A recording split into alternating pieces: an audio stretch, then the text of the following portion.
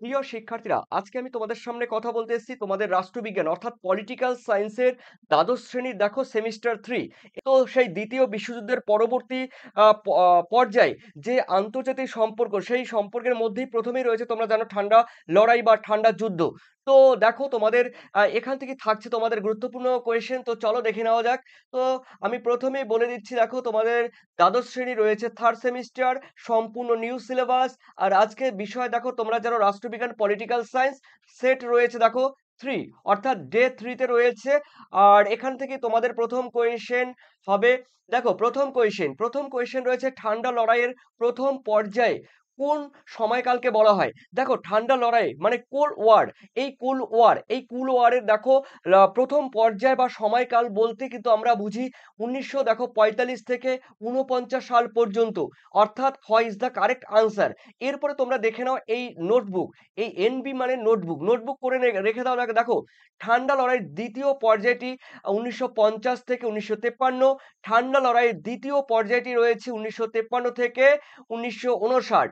আর ঠান্ডা লড়াই দেখো তোমাদের চতুর্থ পর্যায়টি রয়েছে 1959 থেকে 1962। পরপর লিখে দিয়েছি। ঠান্ডা লড়াই দেখো পঞ্চম পর্যায়ের মধ্যে রয়েছে 1962 থেকে 69। দেখো এরপরে রয়েছে দেখো ঠান্ডা লড়াইয়ের একদম শেষ পর্যায়। এই শেষ পর্যায়ের মধ্যে আমরা দেখতে পাচ্ছি 1979 সাল থেকে 1989 সাল পর্যন্ত কিন্তু ঠান্ডা লড়াই চলছিল। ঠিক আছে, মানে শেষ পর্যায়ে। আর ঠান্ডা লড়াই চলছে কিন্তু 1991 সালে। তবে আমি বলবো ঠান্ডা লড়াই কিন্তু এখনো চলছে। ঠিক আছে, ঠান্ডা লড়াইয়ের সমাপ্তি হয়েছে 1991 সালে। রাশিয়ার যখন বিভক্ত হয়েছে এবং রাশিয়ার যখন বিভক্ত হয়ে মানে ইউএসএসআর মানে সোভিয়েত ইউনিয়ন যখন বিভক্ত হয়েছে এবং সমাপ্তি হয়েছে, তখন ঠান্ডা লড়াইও কিন্তু সমাপ্তি হয়েছে 1991 সালে। কিন্তু এখনো কিন্তু ঠান্ডা লড়াই কিন্তু অলরেডি বিশ্বব্যাপী চলছে। তো দেখো আমি বলে দিচ্ছি তোমাদের সেকেন্ড কোয়েশ্চেন। চলো দেখে নেওয়া যাক। তোমাদের সেকেন্ড কোয়েশ্চেন রয়েছে ন্যাটো ট্রিপল স্টার।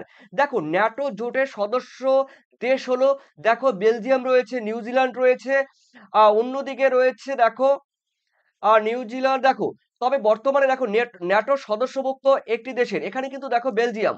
ন্যাটো সদস্যভুক্ত দেশ কিন্তু বেলজিয়াম, নিউজিল্যান্ড কিন্তু নয়, পাকিস্তান নয়, পোল্যান্ড নয়। তবে আমি বলে দিচ্ছি, দেখো এই ন্যাটো যখন 1949 সালে গঠিত হয়, তখন এটি কিন্তু মার্কিন যুক্তরাষ্ট্রের আন্ডারে এই ন্যাটো গঠিত হয় 1949 সালে। তখন কিন্তু মানে সদস্য দেশ ছিল, মানে কান্ট্রি ছিল 12টি দেশ ছিল। ঠিক আছে,